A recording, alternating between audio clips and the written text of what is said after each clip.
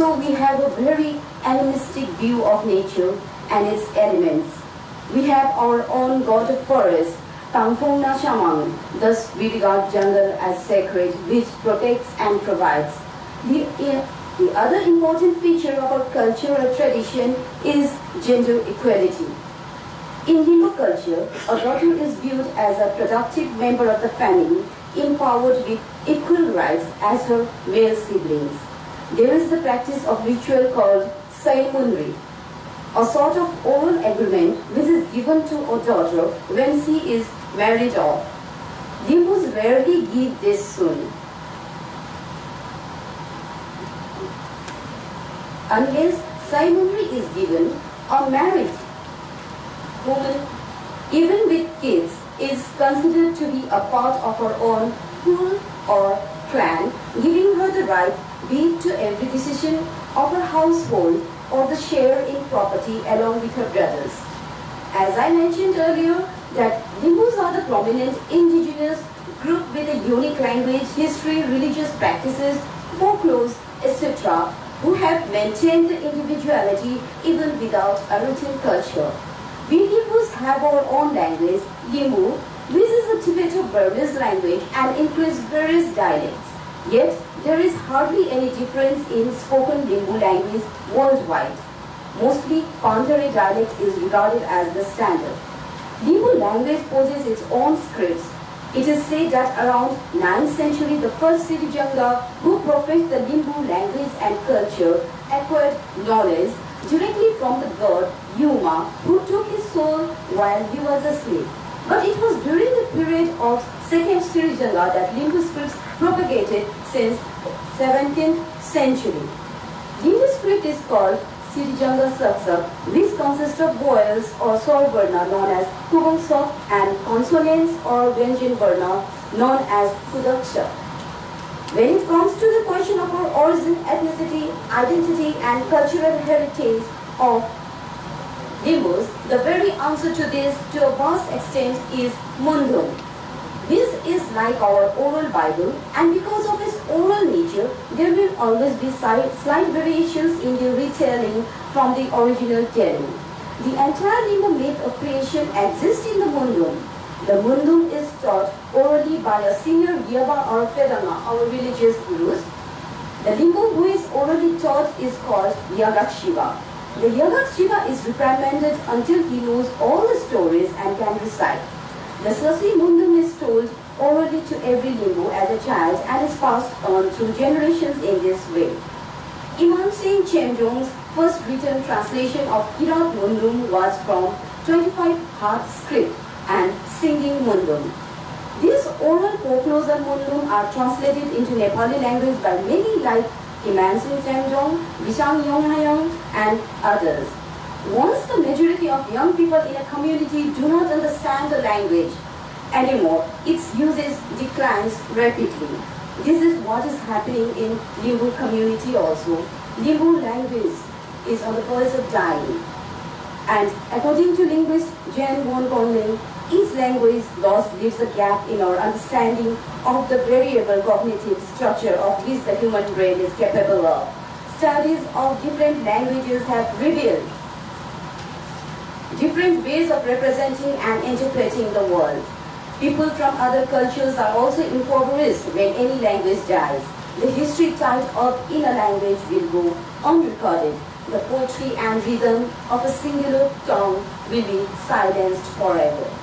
The UN estimates that more than half of the languages spoken today have fewer than 10,000 speakers, and that a quarter have fewer than 1,000 speakers.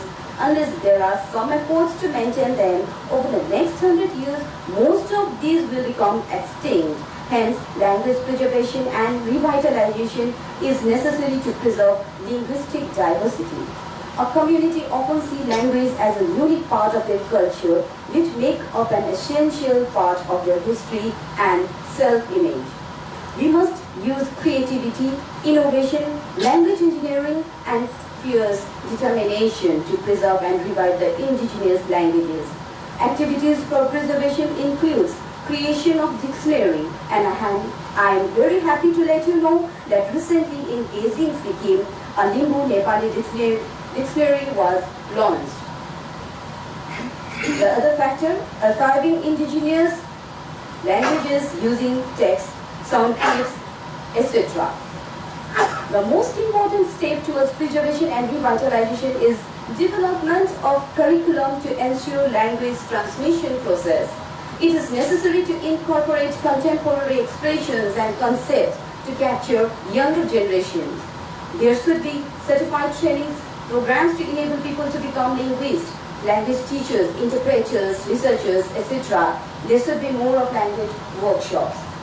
There should be provisions of studying indigenous languages right from the elementary level. Bilingual schools should be established. In this regard, I would like to cite the name of Sri Bibi Moringa of Sikkim, whose sheer efforts succeeded in introducing Limbu language and scripts in education system of Sikkim. I am hopeful in near future the government will provide the provisions of inclusion of Limbu language in the schools of Darjeeling, Drawers and Assam too. Initiatives should be taken by the native speakers as well as the local government. Limbu organization across India till date has played a vital role in preserving of language and encouraging the use among us. Today, the Limbu youths are increasing the self-esteem with the sense of belongingness. Limbu associations like Yaktumsu Chumbo, Kujumbo, WLB, etc. are active in revitalizing Limbu language and culture. Poets like Gyanendra Yokso, who uses Limbu myths in his poetry, in his collection of Nepali poems, Dahini Bato, is being instrumental in the process of reaching the youth. And amidst us also there is a poet who is inspiring youngs, and he is Mr. B.L. Khanda.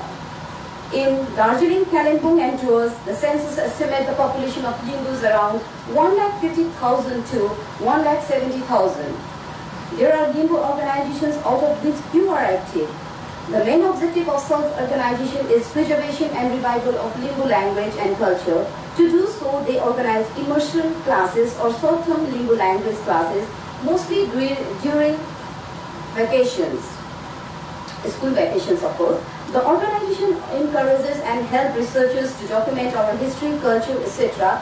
As the older people who know the language thoroughly are declining day by day, it is being tough to keep pace in recording our socio-cultural heritage and language. The organization even conducts classes which especially focuses on youths, teaching them Kerang, a peculiar dance form of Limbus on the beats of Chabro, a kind of drum. As you know, dance and music forms very important part in our life.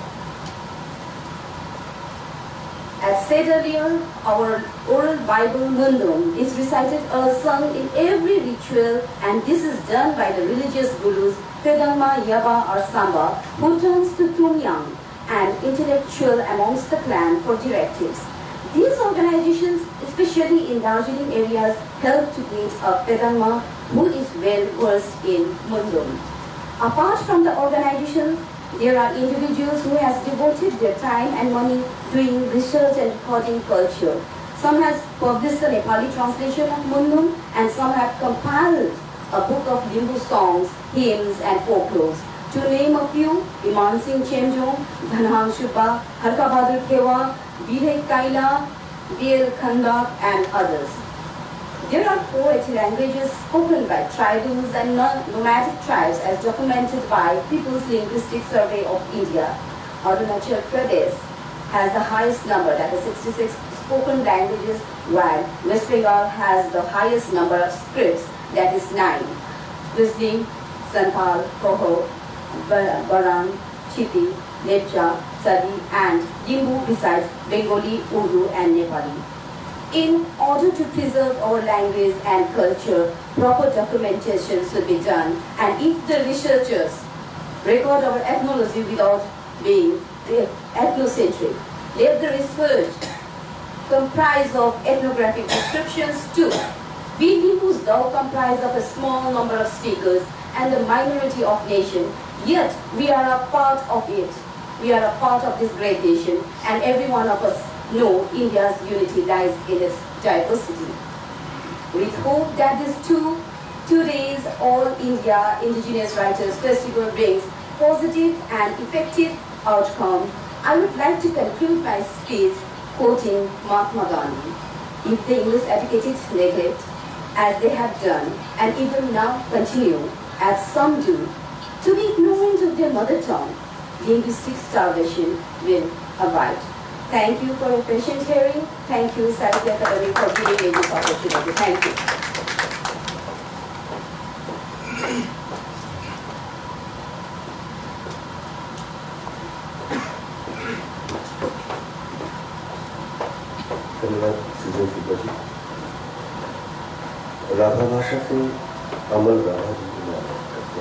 And in some parts of Tripura and Mizoram as well. They are also found in some neighboring countries like Bhutan, Nepal, Bangladesh also, but they do not have any language identity.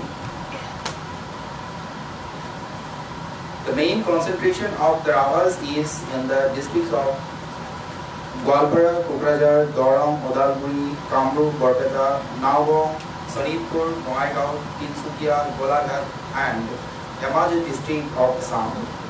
Racially, they belong to the Great Mongolian stock. There are 8 sub-groups in Raha tribe like Rongdani, Maituri, Dahori, Pati, Koch, Bitulia, Totala, and Hana. It is said and even known to be divided into the tribe into these sections according to the workload allocated to the groups in the Vaiko festival. That is the main festival of the Rahavas, the goddess of crops. Now I would like to tell about the population of the Rahavas. According to the 1971 census report, population of the Rahavas was estimated to be 1,38,951, and 1991 census shows the total population to be 28,74,491, while the 2001 census shows the total population to be 27,75,517. Now I'd like to talk about the language and speakers of the language. Linguistically, Raha language belongs to the Tibeto-Burman sub-branch of the Sino-Tibetan family. It is a quite distinct language, having its own linguistic features like phonology, morphology, syntax, and pragmatic features, even though it does not possess its own script. Still, 120,000 people are still using the Raha language as their mother tongue. It is already mentioned that there are 8 sub-clans of the community, and among them only 3 groups, namely Rongdani, Maituri, and Kochar groups, use the language as their mother tongue, and rest of the groups have lost their language identity and use an assimilative language of Raha and Assamese language, which is neither fully Assamese nor Raha language, but a mixture of both. Now it has been agreed among them. Now I would like to talk about the preservation of the Raha language. A couple of initiatives have been taken individually as well as socially for the preservation of the language through publications. A lot of publication of books in Raha language started with Jishuni Demkai Markni Saige Katha, which was published in 1909. The translated version of the Bible, and thereafter started a flow of writings in either Assamese, Bengali, or Roman script, since we do not have our own script. Accordingly, individual effort for preservation of the language started with the publication of Purnachandra Koch's Panem Lamondam, which was published in 1926, and so on, which indicates that the language was rich during that period, but due to the lack of preserving attitude among the people of the tribe as well as from either groups concerned in it, the language is losing its previous status. It is worthwhile to mention the preservation by the All India Radio Guwahati Center Dibrugarh, and recently started in Tezpur Center by telecasting programs of Rabha songs for a very short period of time.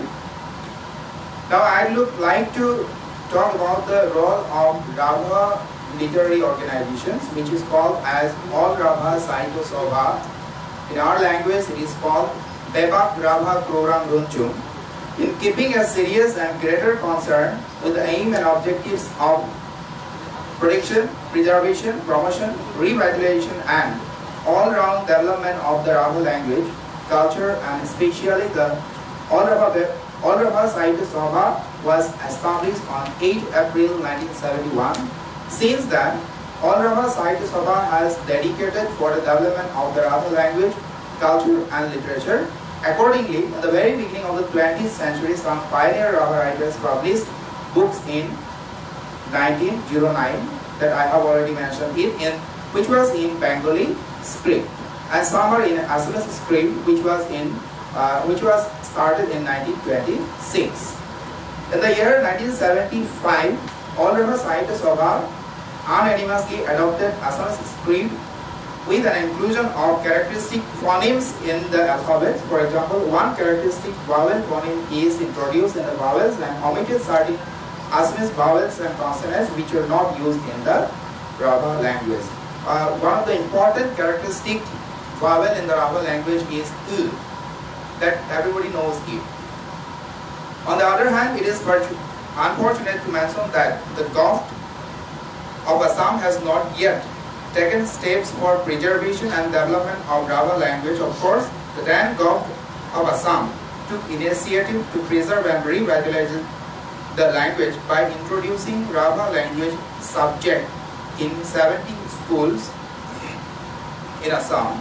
Accordingly, 70 teachers were appointed on 19th March 1988 to teach the language, but it remained unchanged till that without any modification. The measures for revitalization. Exceptionally enough, the teaching of the Rabha language among the non-Rabha speaking is initiated by various agencies, either individual or social effort. The teachings included exclusive workshops for young children and even by traditional means including vocabulary, grammar, readings and recordings. Cultural practices like celebration of Baigo festival also plays an important role in revitalization of the language, in the sense that most of the rituals associated with the festival presence before the non-speaking Rabhas, it not only works to teach rituals to the young generation, but it also helps create an atmosphere to learn the language, thereby a chance of increasing language speaking population. Culture and identity are also frequently cited reasons for language revitalization. Among the Rabhas, Oimaru Chai, an orally transmitted ballad, now documented, sung during the Baigo festival, is considered to be one of the most important and effective cultural as well as language treasure, in which a lot of vocabulary can be taught to the new learners. The transmission of the ballad from one generation is an example of language revitalization. Language revitalization is also known to be tied to linguistic field of language documentation. In this field, All Rabha Sahitya Sabha, the only literary organization of the community, and linguists of the community are trying as many attempts to create full records of the language's grammar, vocabulary and linguistic features by their own effort, by publishing a glossary of administrative terms, vocabulary books and books on socio-cultural issues. In this regard, All Rabha Sahitya Sabha has started to hold language teaching workshops, encouraging the new generation to learn the language since 2012 in different places across the state of Assam. This practice can often lead to more concern for the revitalization of a specific language on study. Furthermore, the task of documentation is often taken on with the goal of revitalization in mind.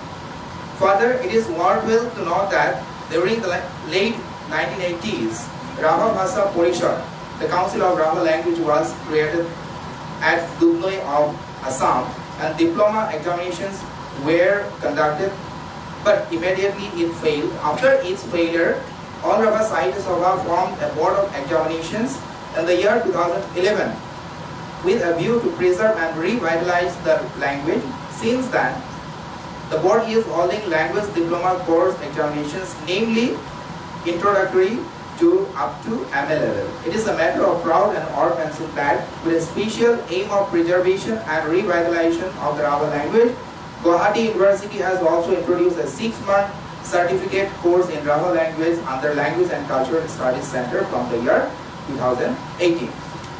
It is a good sign for us.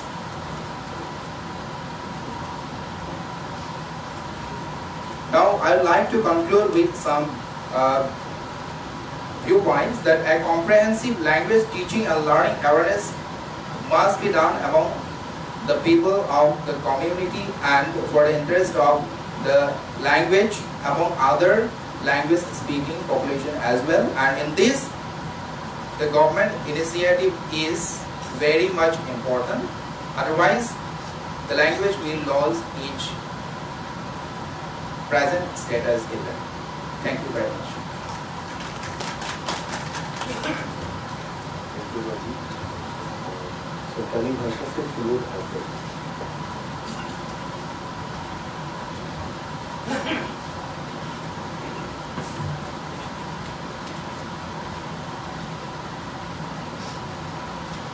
Salam Koge Johar. Good morning to you all. Today we are very much happy that Sahitya Akademi has given us opportunity to discuss on the issues of tribal languages, which is termed as Indigenous language by international bodies like UNESCO. The thing is that since yesterday we are talking about preservation, revitalization and all other aspects of indigenous languages. So I think I will also throw some light on these issues. It is much spoken that tribal languages, the indigenous languages, are the oldest languages of the world. In India also, the languages which have been classified under ostrich language family are the oldest language of India as well as one of the oldest language family of the world. Just now, our co-speaker Rabindra from Kurku said the Kurku, that means the languages of ostrich family, are perhaps the oldest languages. Yes, each 10% correct. And because once I gone through a research paper published in 2007 in English Statesman in Kolkata, there they said the scientists they have come to conclusion through a research that the fossils of 65,000 years old was found in India, and they gone through a DNA test. They had taken the samples of blood, bones, nails, all the things, and the XY chromosome, and they compared it with the DNA result of 60,000 years old. And all these samples are mainly collected from Santal, Munda, Ho, Kharia, Kurku, those who belong to ostrich linguistic group. And scientists have concluded that initially through theories we thought people of ostrich language family have their languages are oldest language of this country. But now we came to these findings that they are the earliest settler of this planet. So I am sure we need to study in depth on this issue. Yes, last year I was invited in Anthropological Survey of India as chief guest on this particular day, 9th August. There I expressed these views, and the research scholars, they said yes, it is true, because the fossils of 1 lakh years back, which was found in Africa, that was not the fossils of modern mankind. The fossils of modern mankind is found only in India in 65,000 years back, and what you have said, it is correct. So, this fact we need to know. Most of our scholars are aware of this fact, but unfortunately, these facts have not been brought before the public. And particularly the people belonging to these linguistic groups, I mean indigenous peoples, they are not so much, they could not reach up to that level, because we are just learning only for bread and butter, not for academic purpose or not for research purpose. That is why whatever findings so far available by the researchers, all the things are beyond our reach. So today the subject is Indigenous language of India, preservation and revitalization. So in this short time, it is very difficult to say all the aspects. It is difficult to discuss all the aspects of this issue. However, we can say something. For convenience, I am bringing my discussion within Santali, because I belong myself to Santali language, which is the strongest one and biggest one in the Austric language family. Santali language is part of the only tribal language of India which have been included in the 8th schedule of the Constitution beside Bodo language. And this result or achievement came through a century-old struggle or beyond, because you are all aware the first ever struggle movement against the British ruled India government was launched by the Santal community. Tilka Machi, who fought against the British, that is within 25 years after British controlled the India. In 1780 to 84, he fought against British just to retain the hold on land. And after the revolt of Tilkamachi, after 90 years of this revolt, Sidhu Murmu and Kanu Murmu, they led the Santals once again against the British rule, and that was first ever major movement against Rabindra system of Indian land system.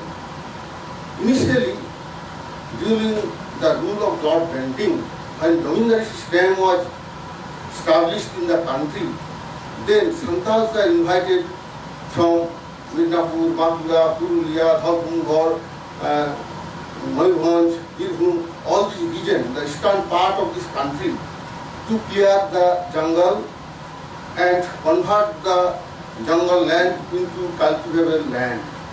Because Santals are very much expert in cultivation. And history says perhaps modern cultural system, agricultural system, cultivation system, cattle rearing system was adopted from Santal society.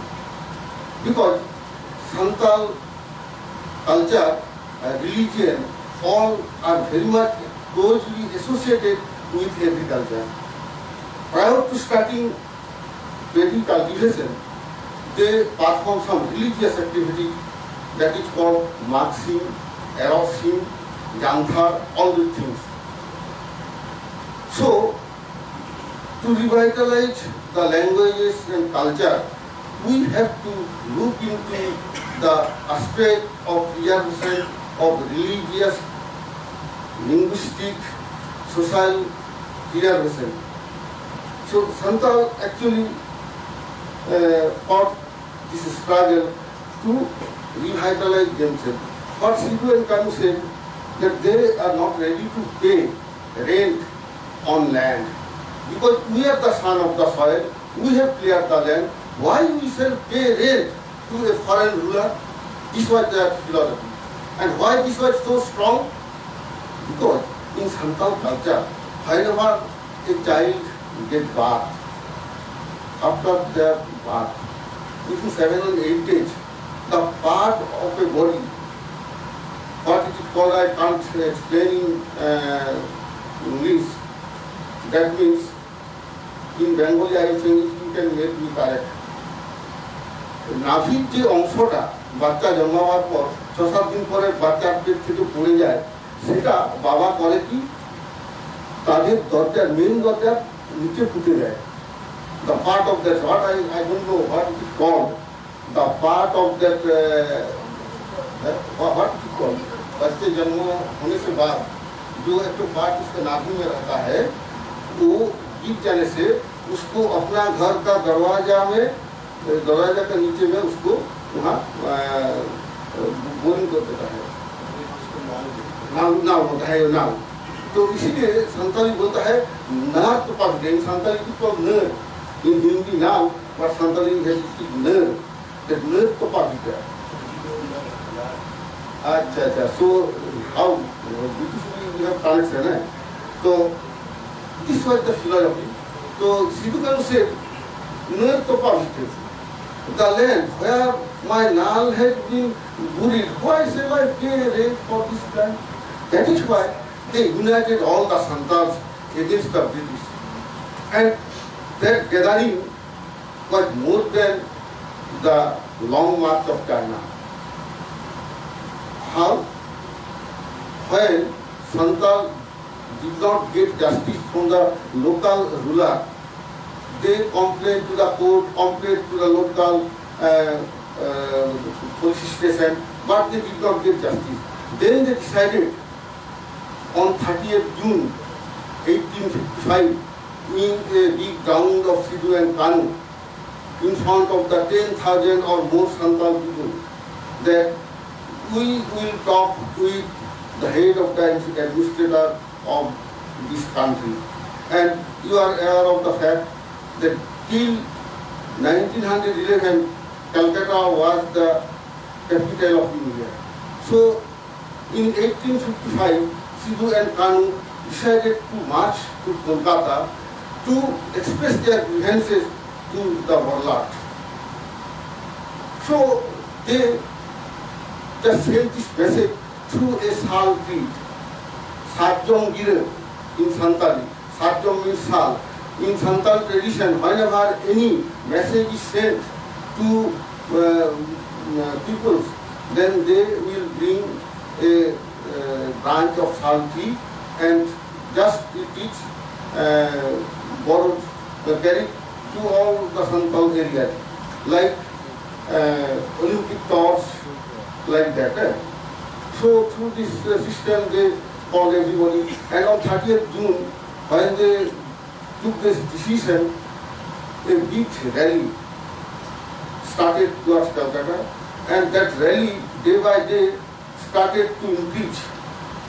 So few lakh people during that period, they started to march to Kolkata, and the British government and local Jamindars and others just prevented the Santal community.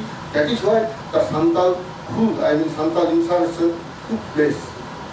This was the greatest agrarian movement as well as greatest long march against injustice to any government of the country. That is why Karl Marx also written this fact in his greatest publication, Das capital. He said, this is the protest against antithetical economic policy of the British government. So lot of struggle took place during that period. Around 20 or more places, direct confrontation with British army and Santal army was taken place. More than 50,000 Santals were killed during that period, and they are not allowed to speak their views. But the virtual winning came in favor of Santals. That is why the Santals have been given their due honor by the British government.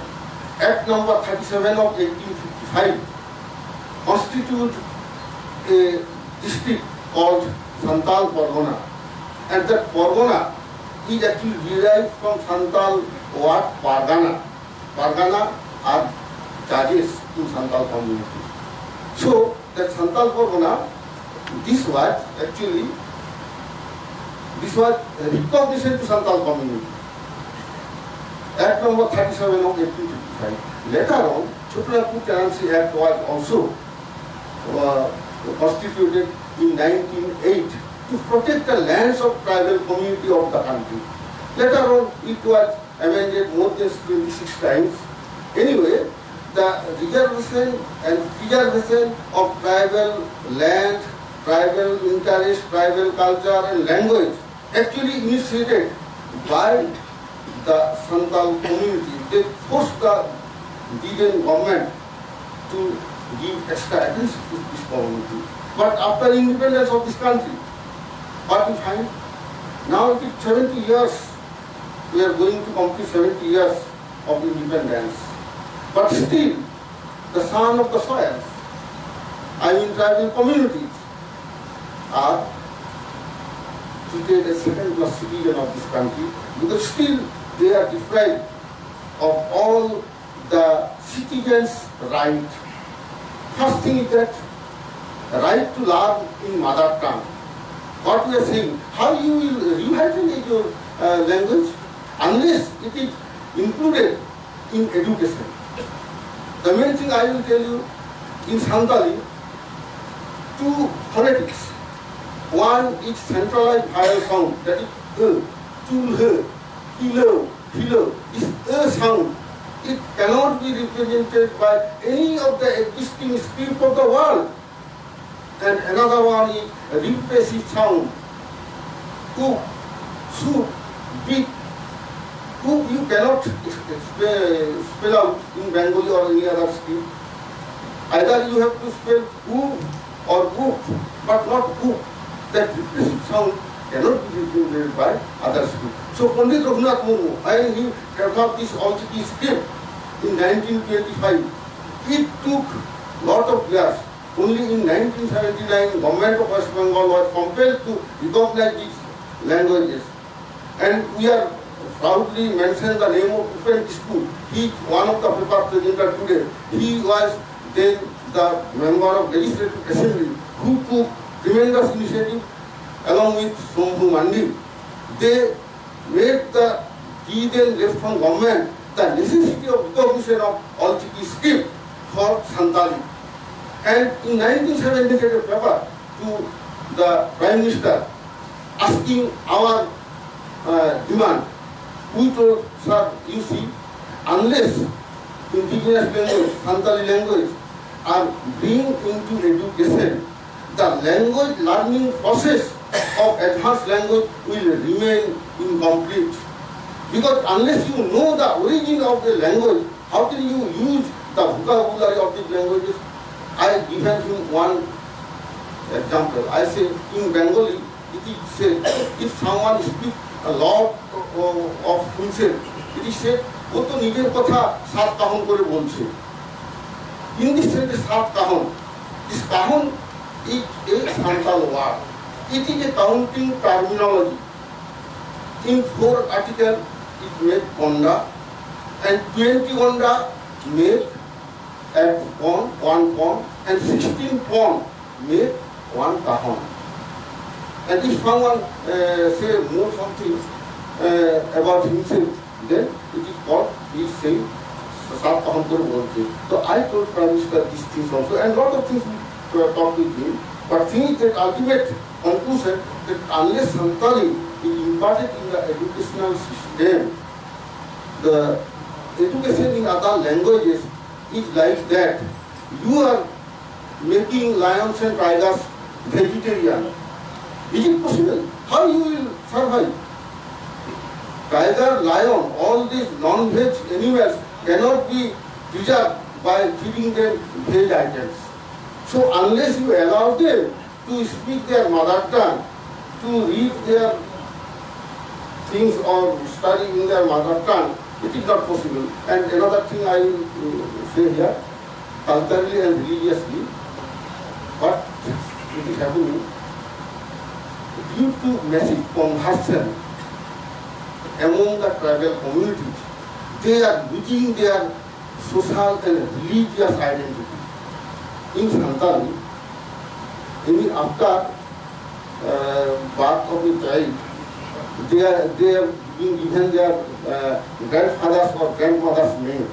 But if they are converted into Christianity or other languages, their grandfather's name will be abolished. That means the newborn baby is not aware how his identity is being demolished. So it is one of the accent of violation of human rights. So it is better to preserve the social system. Yeah, very important subject, but so, we are in the stage. Yeah.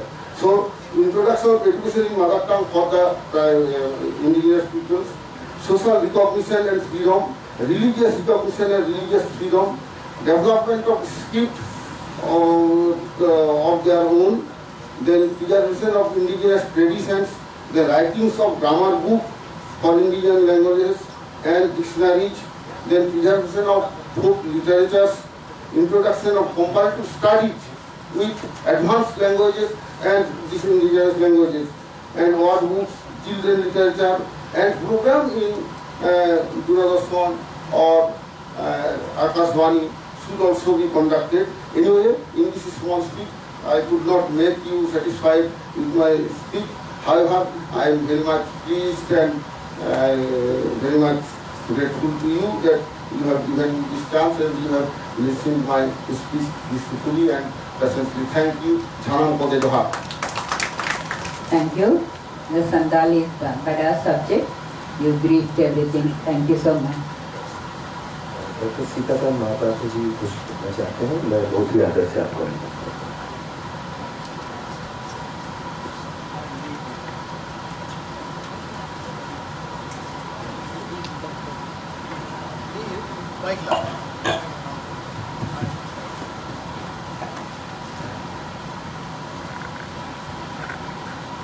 I have just two small points to make. The last speaker spoke about Santali language and culture. I am sure that he did not refer to Pandit Raghunath Murmu, who is the father figure of Santali language and culture. And he has done two excellent plays which have been enacted all over the Eastern India. The two plays are called, one is Vidu Chandan, the other one is Kerala Beat. Both are published already, and I have translated them into English already, but they are awaiting publication. Second thing that I wanted to say, that it's not only not Santali, but Santal, Munda, Ho, Kharia, Kishan, all these, they are working out some kind of a lingua franca, because it is correct that if you know one of the languages, Mundari is the original root language. From Mundari it has come Santali, Ho, Kharia, Kishan, etc. And if you take the still city of Rourkela, the how you will find how language also divides.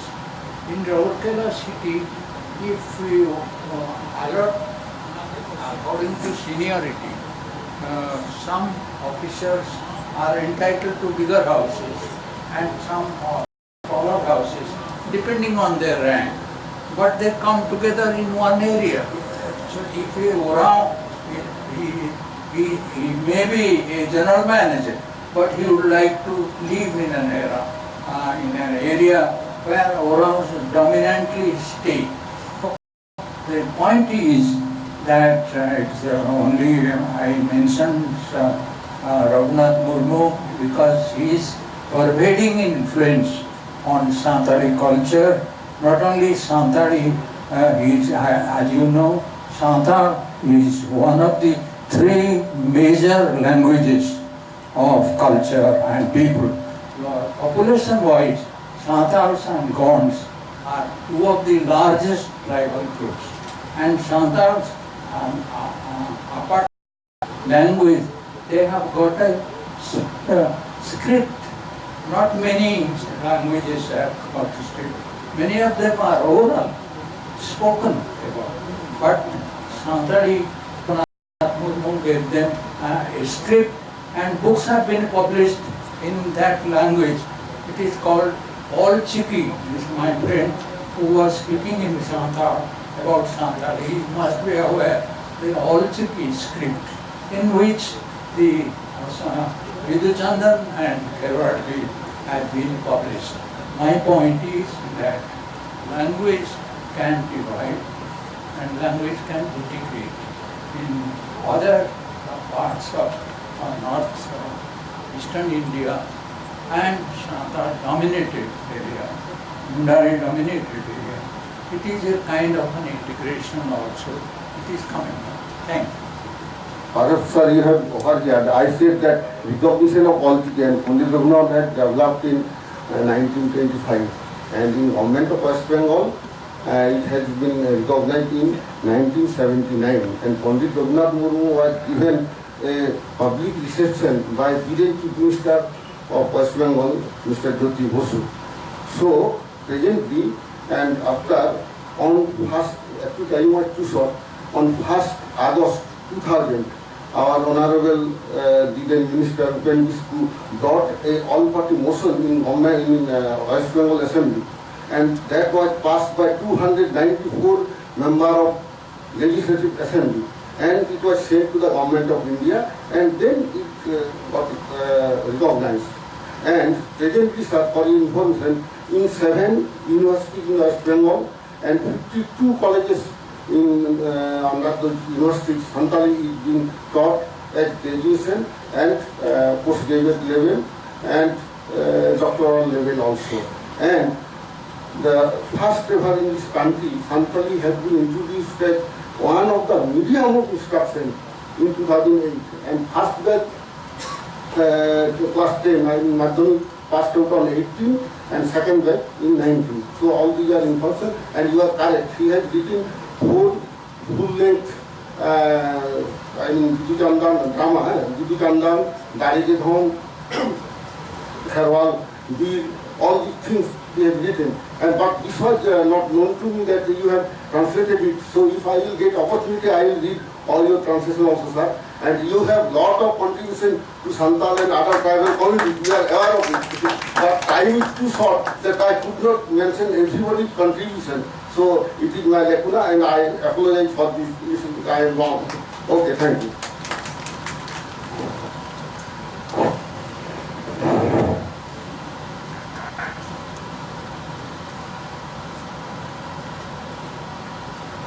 Thank you for patiently listening. But it is very important subject. So far in the morning session, there are about 6 tribes talked about the preservation of their language, and the revivation of language. So main points we found out, mother tongue is very important. We have to teach through the schools. Cultural protection, language rights, and using audio and making written documents. respecting mother tongues, and proper names are very important to write in their own languages. Then we will be recognizing and fight with the political, like Sandal tribes were very grown up and they showed us example how they have developed their language and how they are having the self-respect in the India itself. So now this organization is giving opportunity for us, even small to grown up, big and very large indigenous people, how to protect and preservation of these languages. Thank you very much. In a simple way, the 6 tribes we have expanded. Thank you for giving this small opportunity. Thank you so much. बहुत बहुत धन्यवाद जो वसंत जी और इस तरह के सभी